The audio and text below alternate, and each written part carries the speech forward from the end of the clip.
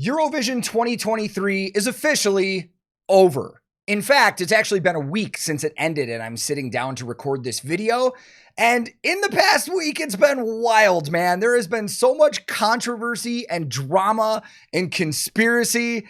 And I gotta be honest, I was a little bit a part of that. But this just goes to show you how political the music industry is, even at something like Eurovision. Next year is the 50th anniversary of ABBA winning Eurovision. And now Sweden gets to host it next year. That's too perfect. Of course it was going to work out like that. And wildly enough, that clip went viral. I mean, I've been doing content for just under 3 years and I've never had anything like explode. In less than 48 hours, that clip racked up like 2.5 million views across a couple different social media platforms. It was wild to me. I was overwhelmed, to be honest, because I've never had anything happen like that. So when comments started coming in, they were pretty split. There were some people that agreed. There were some people that didn't. But for the most part, there was a lot of conversation going on. Nobody was being really weird. There were some people that accused me of some weird things. Some people said I was spouting nonsense conspiracy theories and I don't know how the music industry works. Another person called me a racist against Sweden. Dude, where do you think I get the genetics for this beard? I mean, it's kind of funny. I mean, just sitting there and thinking about it. And I even had one wild person suggest that I was getting paid by Finland to say the things that I was saying. They said I was mad that Finland got second place. And it's very coincidental that I'm wearing a Children of Bodom hoodie. But all of that stuff aside, that video actually gave me a good learning moment and some hindsight. I uploaded that in the moment, emotional gut reaction after Eurovision ended, which is why I've waited a week to actually sit down and record a proper video for YouTube, because I wanted to talk to other people. I wanted to look at numbers and see information and kind of really discuss this whole topic that everybody's been talking about, which is how skewed the jury voting is for Eurovision. But before we go any further, there's a couple things I should probably kind of talk about here. First of all, I'm American. Fucking A, man. And I'm fairly new to Eurovision. I think most people's knowledge of Eurovision doesn't go much further than the Netflix movie. But while I've been keeping up with Eurovision over the years and I've watched past performances, this was the first year that I was fully invested and watched all of it and watched the voting. And I have a background in music. If you're new to this channel, I've been working in the music industry for 16 years. And I can tell you right now that while I was watching this, I really realized Eurovision is no different than the rest of the music industry. It's full of shit. I'll tell you right now, the music industry is a horrible place filled with horrible people, and it always has an agenda and it's very political. And this was really the first time that I just looked at Eurovision and was like, wow, this is typical music industry shit. Now, Eurovision's been going for a long time. The first one was in 1956, and it's been going every year with the exception of 2020 because it was canceled due to the COVID pandemic. Now, Eurovision's been going a long time. The very first one was in 1956, and it's been going every single year since then, with the exception of 2020 because of the COVID pandemic. And I can't really sit here and give you a full synopsis of everything. There's way too much involved. It's crazy. So much has changed over the years. But this year specifically, in 2023, we had jury voting and we had fan voting. This was also the first year ever in the history of Eurovision that the rest of the world got to vote on it, meaning people outside of the countries that were participating got to vote. So it was really cool. Now, as we were all watching this together and I was streaming, I had a pretty good idea of how I thought it was going to go. I had a good guess on the top 5 and the top 10. And as the night went on, based on performances, I kind of changed it around a little, but we had good representation for like rock and metal this year. We had Lord of the Lost from Germany, Voyager from Australia, and we had the fan favorite, Karja. Hopefully I said that correctly because I'm not really good with Finnish. And I realistically thought all of those bands could be top 10. And as the jury voting started, again, I realized this is a lot more political than I thought was going to be. And I don't mean political in the sense of like actual politics. I mean, there's an agenda. There's people that are friends. They're voting certain ways. And after Sweden just kept getting 12 points over and over and over from the actual jury, our 12 points go to Sweden. I started thinking to myself, why?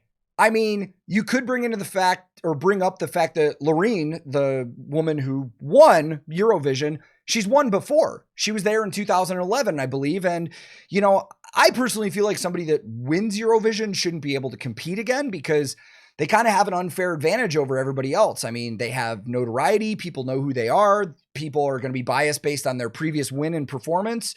But she is a great artist. When I said I thought Sweden shouldn't have gotten all those points, a lot of people took it as I was saying she was bad. That's not what I'm saying at all. She's a fantastic vocalist. She did a good job. I just personally thought that her song was pretty generic, safe, and boring. And from what I've heard from a lot of Europeans, that's what's really popular at Eurovision, so I get why they did it. But the whole theme for Eurovision this year was united by music. And there were so many other songs from other countries, not just the metal bands that I was really pulling for. There were fantastic songs that I thought were better than Sweden's winner. So when the jury voting was done and she had way more points than everybody else, I really, again, was like, this is set up for them to win. And then a friend told me that next year, 2024, is the 50th anniversary of ABBA winning Eurovision. And now Sweden's win means they get to host it next year. That's too perfect, man. The music industry, just like anything else, is all about views and ratings and stuff. And what better way to get ratings than hosting in the country where one of the top selling artists of all times is celebrating the 50th year anniversary of them winning. And I know there's some of you watching this video right now still disagreeing and saying, no way, man, not everything's a conspiracy. Sweden was just that good.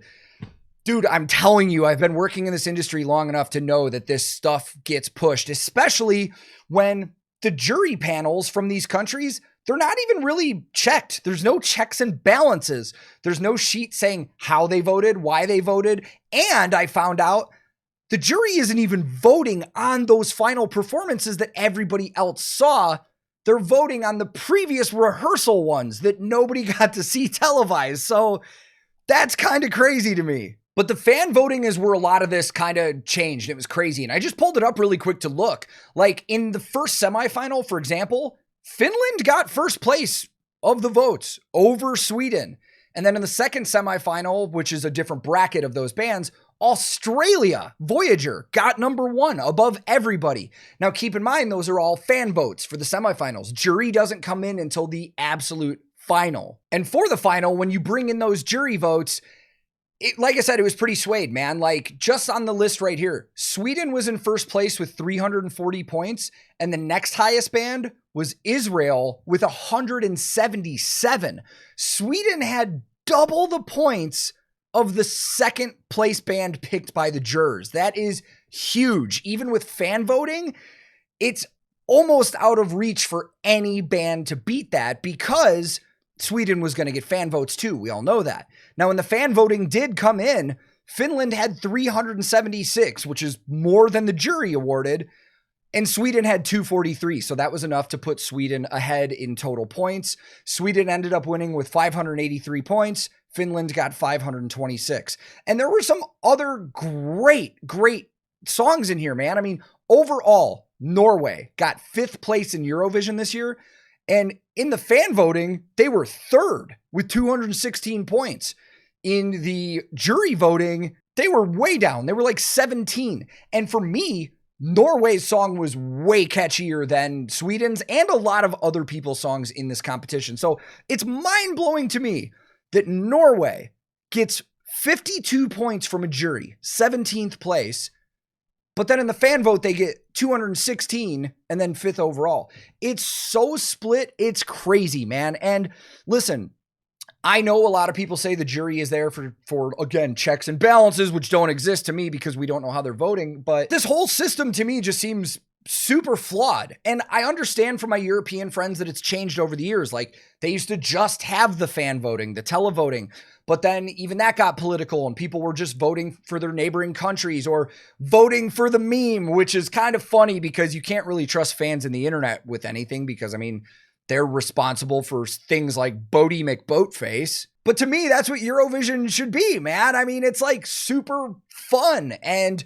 there are some goofy things in there at times. And I don't know, man. The more and more I think about this, it's like, I don't want to watch it next year even though I know I'm going to, because I know the person that I want to win or the band I want to win probably won't. And I know it doesn't matter. I know there's a lot of people out there that are like, why are you even invested in this?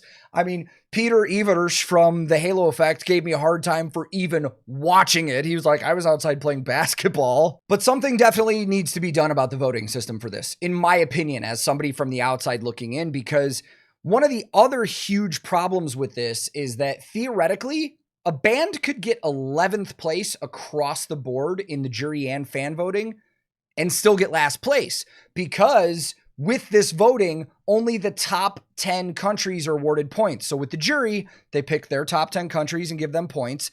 And then with the televote, they take all those votes that come in from a certain place, but then they still only give points to the top 10. So I'm going to use Lord of the Lost from Germany as a great example. Lord of the Lost, with voting this year, last in the finals, which is mind-blowing to me. The jury ranked them last. They only got 3 points. The fan voting ranked them 24th over the UK and Spain.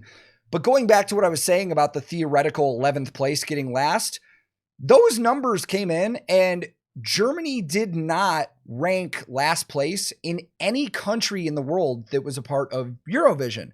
But because they didn't place above 11th in a lot of those, they were awarded no points. So, again, on the theoretical topic, a band could get 11th place across the board, but another band that got last place across the board could get 1 point from being 10th place in one country and be ranked higher. It's a wild system, man. I am still confused by it sometimes, and I think it's crazy, but they need to figure something out. Right now, it's split 50-50 between the fans and the jury. Maybe it needs to go 75-25 or something like that. And again, I know that the jury is supposed to be there so people aren't doing it for the meme and just voting for goofy stuff, but it's a song contest. It's supposed to be fun. There's a overall spirit and lightheartedness with Eurovision sometimes that should just be accepted and should be embraced. I mean, look at the 2006 winner, Lordi.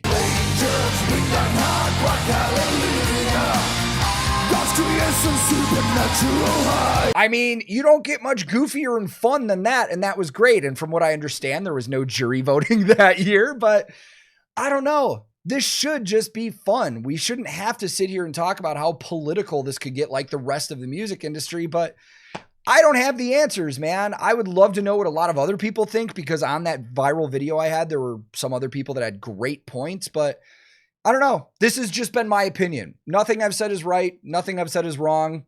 Well, but anyways, this video was way longer than I wanted to be anyways. I just wanted to get my thoughts about Eurovision out there and talk to you guys about it. But again, if anybody else really has a good idea on what should be done, let's talk about it. And if you guys think anything I said is just absolutely wrong, I'm sure there's going to be some Swedes in the comments in here that are saying, get over it, Sweden won. I mean, dude, if it were up to me, Germany would have won, because I love the Lord of the Lost guys. Like, I'm not a salty Finnish fan, but yeah, it is what it is, man. But hopefully you guys enjoyed this little rant. Until next time, wherever you are in the world, be safe, be kind to each other. I love you all, and I will be back very soon with another video.